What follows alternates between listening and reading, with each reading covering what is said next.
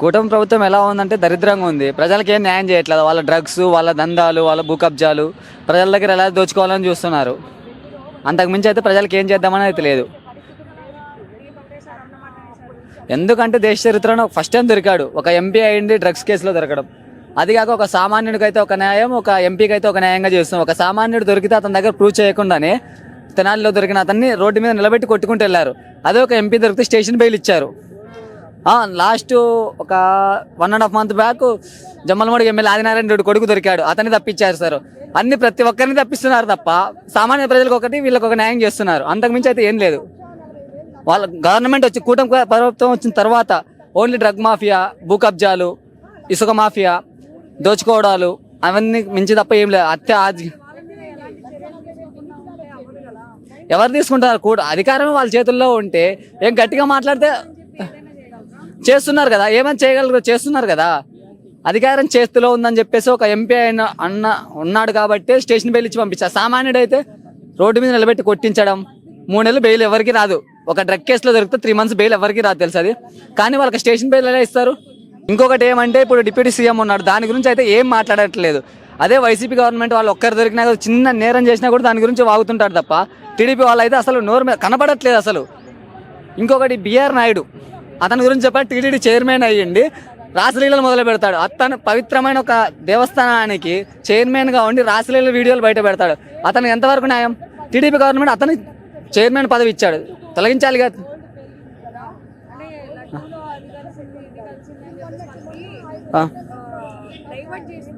Topic diversion అండి వీళ్ళవన్నీ, topic diversion politics. ఏమి ఈ టాపిక్ ఒక మ్యాటర్ వచ్చిందంటే దాన్ని టాపిక్ డైవర్ట్ చేయాలంటే వైసీపీ వాళ్ళ మీద ఏది నూకాలి అని డైవర్ట్ చేస్తున్నారు. ఇప్పుడు కేసు వచ్చి పుత్త మహేష్ మీద కేసు వచ్చింది, వైసీపీ వాళ్ళ మీద ఏదో ఒకటి డైవర్ట్ చేస్తారు, ఇంకా అంతా డైవర్ట్ చేసేస్తారు. ఇప్పుడు బిఆర్ నాయుడు మీద కేసు వచ్చింది, ఇంకోటి ఏదో ఒకటి కేసు అయితే డైవర్ట్ అవుతుంది. ఏదో ఒక ఎమ్మెల్యే ఎంపీ మీద కేసు పెట్టి డైవర్ట్ చేస్తున్నారు తప్ప ప్రజల మీద సమస్యల మీద పోరాడే హక్కులు లేనే లేదు అసలు. ఎక్కడ చూపుతున్నారు? ప్రజల్లోకి వచ్చి మాట్లాడమండి. ప్రజల్లోకి వస్తే గన్మెన్ లేకుండా బయటికి రమ్మనండి, ధైర్యంగా వచ్చి మాట్లాడమండి. ప్రజల్లోకి వచ్చి మాట్లాడితే చీవని నోటి మీద ఉంచుతారు. పవన్ కళ్యాణ్ ఏది అసలు రాజకీయ నాలెడ్జే లేదు, అతను వచ్చి రాజకీయాల్లో మాట్లాడతాడు. ఏ చంద్రబాబు ఏ స్క్రిప్ట్ రాసిస్తే అది మాట్లాడుతున్నాడు.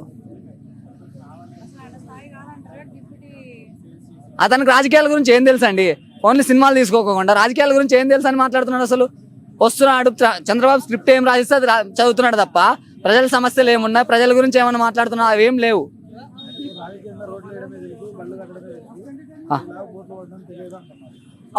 ఏంటండి గట్టిగా మాట్లాడండి, ఇంకొకసారి అడగండి, ఇంకొకసారి గట్టిగా అడగండి, నేను చెప్తా. రాజకీయంగా పిల్లలు అడిగితే రోడ్లు వేయడమే తెలుసు, పిల్లలు అడిగితే బల్లో మధ్యాహ్న భోజన పథకం మెరుగ్గా చేయడమే తెలుసు. మెరుగ్గా చేస్తున్నారా?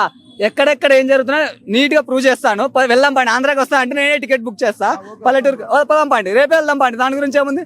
ఎక్కడెక్కడ ఏ అవినీతి జరిగిందో చూపిస్తా.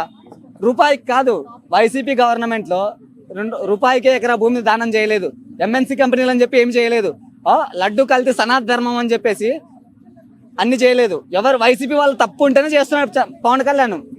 చంద్రబాబు ఏం తప్పు చేసినా కనిపించట్లేదు వాళ్ళకి, తెలుసా? ఎవరి సొమ్ముతో తిరుగుతున్నాడు అండి, హైదరాబాద్ టు విజయవాడ డైలీ ఎవరి సొమ్ముతో తిరుగుతుంది? దాని గురించి మాట్లాడండి. ఆ ప్రజల సొమ్ము కాదా? ప్రజల సొమ్ము అతను సొంత సొమ్ముతో తిరుగుతున్నాడు ఏమన్నా? డిప్యూటీ సీఎంగా అతను శాలరీ తీసుకోవట్లేదు ఏమన్నా? అసెంబ్లీ స్పీకరే అన్నాడు తెలుసా, ఈ సభలో శాలరీ లేకుండా ఫ్రీగా జీతం చేస్తున్న జగన్మోహన్ రెడ్డి అని డిప్యూటీ స్పీకర్ అతనే అన్నాడు. చంద్రబాబు చెప్తున్నా ప్రతి ఒక్కరు జీతం తీసుకుంటున్నారు.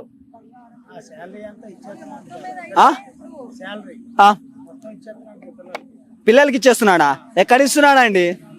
ఊరినే చెప్పుతున్నాడు తప్ప ఏంది చేయట్లేదు. ఎక్కడ బయట నుంచి అన్నీ వస్తున్నాయో తెలుసు. షీజ్ ద షిప్ అంటాడు, ఎక్కడెక్కడ మాఫియా అంటాడు, ఇక గంజాయి మొక్కలను అరికెడతామంటాడు, అది ఇది అంటే రోడ్ల మీద పడుకుంటాడు. ఎంపీలు ఎమ్మెల్యేలు వాళ్ళ పార్టీ నాయకులు దొరుకుతున్నా ఏం మాట్లాడట్లేదు. నోరు రాదా వాళ్ళు మాట్లాడడానికి? దావి కనిపించట్లేదు అతనికి. వాళ్ళ పార్టీ ఎమ్మెల్యేనే ఒక అమ్మాయితో అసభ్యంగా పరిమితి దొరికా, అతని పార్టీ నుంచి సస్పెండ్ చేయట్లేదు, ఏం మాట్లాడట్లేదు, సైలెంట్ అయిపోతాడు.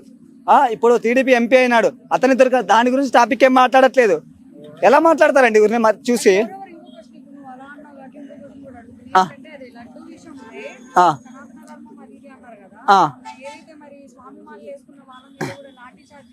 అవును,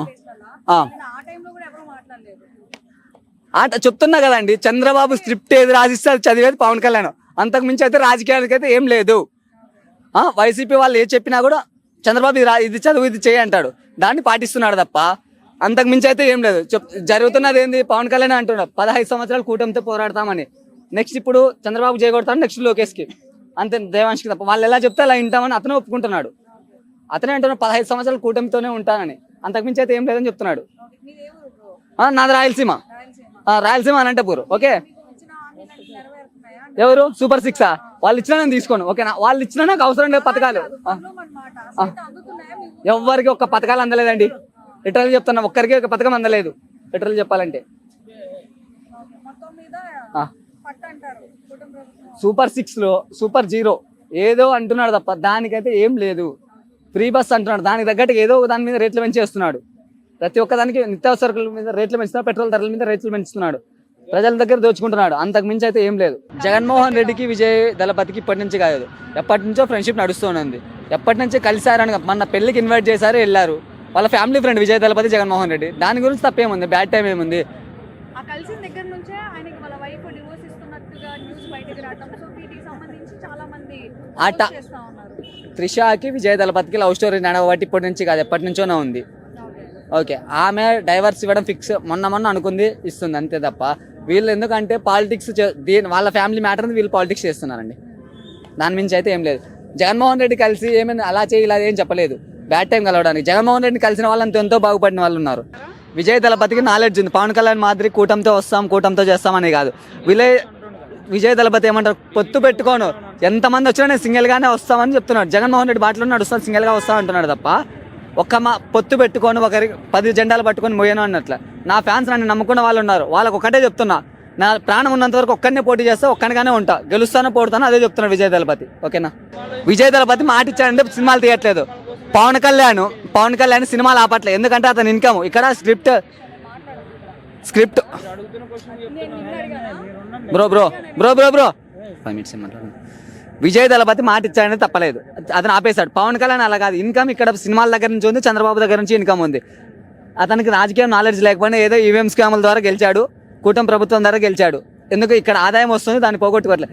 ఏ పార్టీల గురించి రాజకీయం గురించి నాలెడ్జ్ తెలియని నాగబాబుకి ఎమ్మెల్సీ సీట్ ఇప్పించాడు. వాళ్ళ ఫ్యామిలీలోనే 2 టికెట్లు ఇచ్చారు. పార్టీ గురించి కష్టపడి పార్టీలో దెబ్బలు తిని అరెస్ట్ అయ్యి వాళ్ళకైతే ఏ టికెట్లు లేవు, ఏం లేవు. వీళ్ళ ఫ్యామిలీ ఒక్కరిని బాగుపరుచుకుంటున్నారు పవన్ కళ్యాణ్. నాకు ఎందుకు ఇన్కమ్ ఎలా ఉంది, సినిమాల ద్వారా ఇన్కమ్ ఉంది, చంద్రబాబు ద్వారా ఇన్కమ్ ఉంది, అంతకు మించి అయితే ఏం లేదు.